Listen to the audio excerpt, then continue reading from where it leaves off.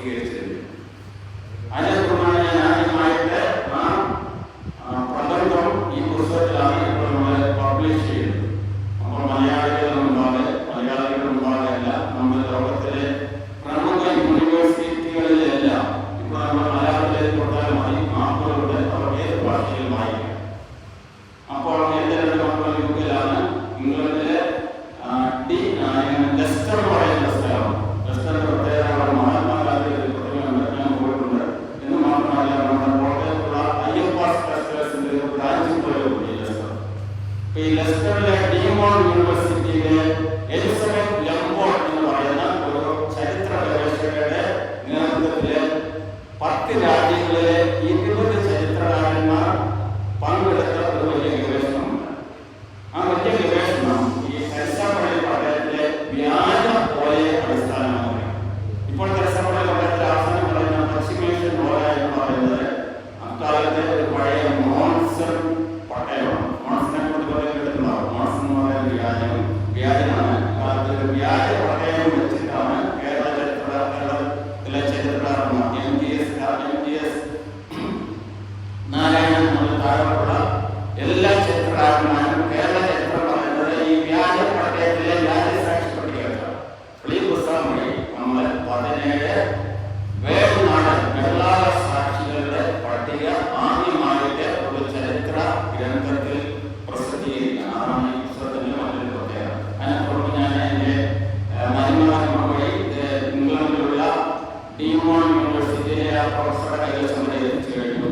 ഇംഗ്ലണ്ടിലെയും അമേരിക്കയിലെയും മറ്റ് പ്രമുഖ യൂണിവേഴ്സിറ്റികളിലെ ലൈബ്രറികളിൽ താമസിച്ചാൽ നമ്മുടെ ഈ പുസ്തകം എത്തിക്കും. അതുപോലെ കേരളത്തിലും ഇന്ത്യയിലുള്ള പ്രമുഖ ലൈബ്രറികളിൽ എത്തിക്കും. അതുപോലെ നമ്മുടെ തെരഞ്ഞെടുപ്പ് നിൽക്കുന്ന മിക്ക ആളുകളെയും പ്രത്യേകിച്ചും തിരുവനന്തപുരം, പത്തനംതിട്ട അതുപോലുള്ള സ്ഥാനാർത്ഥികൾ അതുപോലെ രാജീവ് ചന്ദ്രശേഖർ ഇവിടെ എല്ലാം കൈകളിൽ നമ്മൾ എത്തിച്ചുകൊണ്ടിരിക്കുകയാണ്. അടുത്ത തന്നെ നമ്മൾ നമ്മുടെ പ്രധാനമന്ത്രിയായിരിക്കും, അതുപോലെ പ്രസിഡന്റിനായിരിക്കും, യൂണിവേഴ്സിറ്റിയിലെ നിയമസഭയിലെ ലൈബ്രറി, അതുപോലെ ലോക്സഭയിലെ ലൈബ്രറി, ഇതുപോലുള്ള എല്ലാ സ്ഥാപനങ്ങളിലും എല്ലാ വ്യക്തികളിലും നമ്മൾ എത്തിക്കുന്നതാണ്. നിങ്ങൾക്കറിയാം, നമ്മുടെ വെള്ളാളുടെ ചരിത്രമായി ഇതുവരെ പ്രസിദ്ധീകരിച്ചിരുന്നത് 2 ചരിത്ര ഗ്രന്ഥങ്ങളാണ്. ഒന്ന് 1919 ചെങ്ങന്നൂർ PS പനക്കാവ് എഴുതിയ വെള്ളാള ചരിത്രം. ഇതിലേക്ക് ആരെങ്കിലും ഞാൻ ചരിത്രത്തിൽ കണ്ടിട്ടുണ്ട്, വായിച്ചിട്ടുണ്ട്, പക്ഷേ ഇപ്പോൾ അതിലേക്ക് പോകില്ല. പിന്നെ 1955 നമ്മുടെ KVMS ഹോസ്പിറ്റലിലെ എൻ്റെ ആത്മീയത്തിലെ ദ്രാവിഡ സംസ്കാരം ചിലരെങ്കിലും കണ്ടിട്ടുണ്ടാവും. ദ്രാവിഡ സംസ്കാരം സഹ്യാദ്രി ആ പുസ്തകത്തിലുള്ള ഒരു വിമർശനം അടുത്ത കാലത്താണ് എടുത്തത്. TP ശങ്കരൻകുട്ടി നായർ എന്ന് പറയുന്ന ഒരു ചരിത്രപഠത്തിൽ പറഞ്ഞിരിക്കുന്നു, പരമേശ്വരൻ പിള്ള എന്ന് പറയുന്നയാൾ വെറുവാളനായി അഭിനയിച്ച ഒരു നായകനായിരുന്നു. അദ്ദേഹത്തിന്റെ പരാമർശമാണ് ഈ പരാമർശനം. Doctor R. സോമൻ എന്ന് പറയുന്ന ഒരു ശാസ്ത്രജ്ഞൻ വൈദ്യകാരനാണ്. അദ്ദേഹത്തിന്റെ കുടുംബചരിത്രം എഴുതിയിട്ടുണ്ട് 2 വോളിയമായി. അപ്പൊ തീർച്ചയായിട്ടും ആ നിങ്ങളൊക്കെ കാണുന്ന ഒരു കുടുംബചരിത്രമാണ്. ആ കുടുംബചരിത്രത്തിന്റെ ആമുഖത്തിലാണ് TP ശങ്കരൻകുട്ടി നായർ പറയുന്നത് പരമേശ്വരൻ പിള്ള എന്ന് പറയുന്നത് നായർ വേഷം കിട്ടിയ വെള്ളാള വേഷം കിട്ടിയ ഒരു നായകൻ എന്ന് മാത്രമല്ല, അദ്ദേഹം എഴുതിയ ഭാഗങ്ങൾ അതിനോട് പലർക്കും വിയോജിപ്പുണ്ടായിരുന്നു. ഈ പുസ്തകം എഴുതിച്ചത് NC പിള്ള എന്ന് പറയുന്ന നമ്മുടെ പെരുന്നാളിലുള്ള തിരുവനന്തപുരം മോഡൽ സ്കൂളിലെ ഹെഡ്മാസ്റ്ററായിരുന്ന NC പിള്ളയാണ്. നമ്മളൊക്കെ വിചാരിക്കും PR രാജഗോപാലൊന്നുമല്ല, NC പിള്ളയാണ് ഈ ചരിത്രം എഴുതിച്ചത്. അപ്പൊ അങ്ങനെ ചരിത്രം എഴുതിയപ്പോൾ പറ്റാതെ വന്നപ്പോൾ മറ്റ് പലരെയും ദേവതകൾ ചേർത്താണ് പുസ്തകം. നിങ്ങൾ നോക്കിക്കഴിഞ്ഞാൽ അറിയാം, അതിലെ 1 ലേഖനങ്ങളിൽ മാത്രമായി പിന്നെ പേരില്ലാത്ത ആരൊക്കെയോ എഴുതിയ ചരിത്രമാണ് ഈ ദ്രാവിഡ സംസ്കാരം സഹ്യാദ്രി സ്ഥാനങ്ങൾ. അപ്പൊ ഈ പുസ്തകം കിട്ടണമെന്നാണ് തോന്നുന്നത്. ഭാഗ്യത്തിന് എൻ്റെ ഒരു കോപ്പിയുണ്ട്, മലയാളം ഉണ്ട്. അപ്പൊ ഇതുവരെ മലയാളത്തിൽ ഈ 2 ചരിത്രങ്ങൾ ഉണ്ടായിട്ടുള്ളൂ. അപ്പൊ ഇവയൊന്നും ആധികാരികമായ ചരിത്രം എന്നാലും അംഗീകരിക്കില്ല. അങ്ങനെയുള്ള ഒരു അവസരത്തിലാണ് എനിക്ക് ഈ പുസ്തകം പ്രസിദ്ധീകരിക്കാൻ സാധിച്ചത്. എന്നെ കഴിവുകൊണ്ട് മാത്രമല്ല, ഞാൻ 100 ലേഖനങ്ങൾ എഴുതിയിട്ടുണ്ടെങ്കിലും അതിലെ ോടുകൂടി എൻ്റെ പ്രിയപ്പെട്ട സുഹൃത്ത് രതീഷ് നാരായണനെ എഡിറ്റ് ചെയ്ത് അവതരിപ്പിക്കുന്നതാണ് ഈ പുസ്തകം. അതുകൊണ്ട് അതിന്റെ പുസ്തകത്തിന്റെ കഴുത്തിൽ പകുതി എൻ്റെ സുഹൃത്ത് രതീഷ് നാരായണനോടാണ്.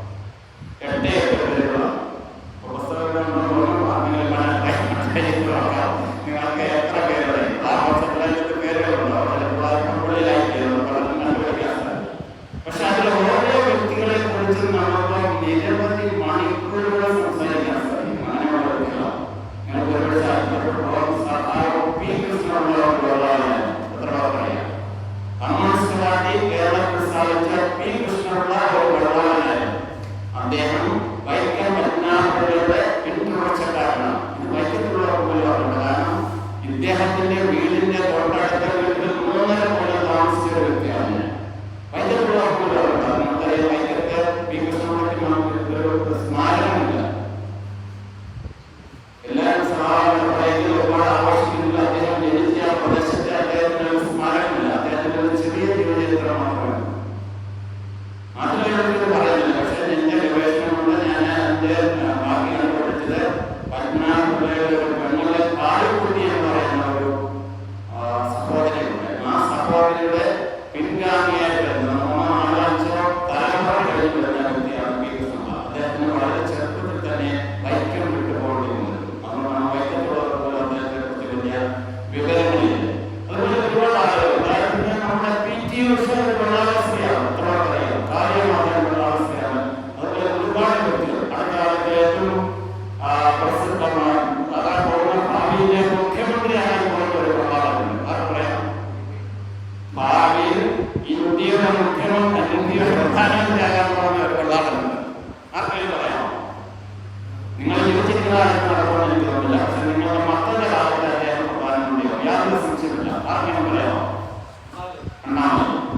അണ്ണാമലൈ ഒരു വെള്ളാട്ടം. ഇങ്ങനെ നമ്മൾ നോക്കിക്കഴിഞ്ഞാൽ ഒരുപാട് ആൾക്കാർ നമ്മുടെ സമൂഹത്തിലുണ്ട്. പക്ഷെ പലർക്കും അറിവില്ല. അതുകൊണ്ടാണ് നമ്മുടെ ആൾക്കാരെ നമ്മൾ മനസ്സിലാക്കണം, അവരുടെ ചരിത്രം പഠിക്കണം. അതിന് എൻ്റെ ഈ പുസ്തകം നിങ്ങളെ സഹായിക്കും. തീർച്ചയായിട്ടും നിങ്ങൾ വായിക്കണം, വാങ്ങിക്കണം. നമ്മുടെ വിവാഹം, അതുപോലെ മറ്റുള്ള സന്ദർഭങ്ങളിലെ സമ്മാനം കൊടുക്കാൻ ഏറ്റവും വലിയ പുസ്തകമാണ് ഈ പുസ്തകം. നമ്മൾ ഭയങ്കര പുസ്തകം ഉദ്ദേശിക്കുന്ന 4 തലമുറകൾക്ക് നിൽക്കണം. 100 കൊല്ലമെങ്കിലും ആ പുസ്തകം നിൽക്കണം. അപ്പൊ തീർച്ചയായിട്ടും സമ്മാനം കൊടുക്കാൻ, വിവാഹ സമ്മാനം, അല്ലെങ്കിൽ ബർത്ത്ഡേക്കുള്ള സമ്മാനം, അല്ലെങ്കിൽ 60ാമത്തെ വയസ്സ്, അല്ലെങ്കിൽ അവധി പോലുള്ള ആഘോഷങ്ങൾക്ക് നിങ്ങൾക്ക് സമ്മാനമായി കൊടുക്കാവുന്ന ഒരു പുസ്തകമാണ് ലൈബ്രറിയിൽ. ഞാൻ 300 രൂപ അയച്ചിരുന്നാൽ 2 രൂപ കൂടിയാവും. നേരിട്ട് വാങ്ങിക്കാൻ 490 രൂപയാവുള്ളൂ. തീർച്ചയായിട്ടും എല്ലാ കുടുംബങ്ങളും ഇത് വാങ്ങിക്കണം. ഇതിൽ നിന്ന് കിട്ടുന്ന ആദായത്തെ ഒരു പൈസ പോലും ഇരിക്കില്ല. അത് നമ്മുടെ BSc എന്ന് പറയുന്ന ഒരു ക്ലബുണ്ട്. ആ ക്ലബിനാണ് എൻ്റെ ആദായം നമുക്ക് പോകുന്നത്. അതുകൊണ്ട് തീർച്ചയായിട്ടും ഈ പുസ്തകം വാങ്ങിക്കണം, വായിക്കണം. വായിച്ചു കഴിഞ്ഞാൽ അതിനെക്കുറിച്ചുള്ള സംശയങ്ങൾ ചോദിക്കണം, ചർച്ച ചെയ്യണം. വീണ്ടും എനിക്ക് തോന്നുന്നു മറ്റൊരു മീറ്റിംഗില് നമുക്ക് ഈ വിഷയം വായിച്ചതിന് ശേഷം നമുക്ക് ചർച്ച ചെയ്യാം. എനിക്ക് തോന്നുന്നത് ശ്രീ ജലീഷ്, തീർച്ചയായിട്ടും ജലീഷും മറ്റൊരാളുണ്ട് BScന്റെ ഭാരവാഹികളായിട്ട് തൊഴിലുള്ള അനീഷ് ശർമ്മയുള്ള, പിന്നെ രതീഷ്മാരാണ്, പിന്നെ നമ്മുടെ പൊൻകുന്നത്ത് തന്നെയുള്ള ഭാരതൻ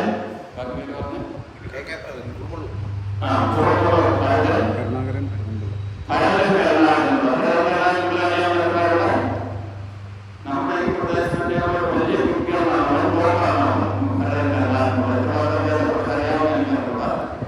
അദ്ദേഹം വെളിയിലായിരുന്നു 1 വർഷക്കാലം. മറ്റേ ഇതിന്റെ ശങ്കർമോഹൻ ഇതിന്റെ അങ്ങനെ എന്തോ എയർ കണ്ടീഷണർ, മറ്റേ എയർ കണ്ടീഷണർ ലുലുമാ പോലുള്ള വലിയ സ്ഥാപനങ്ങളെ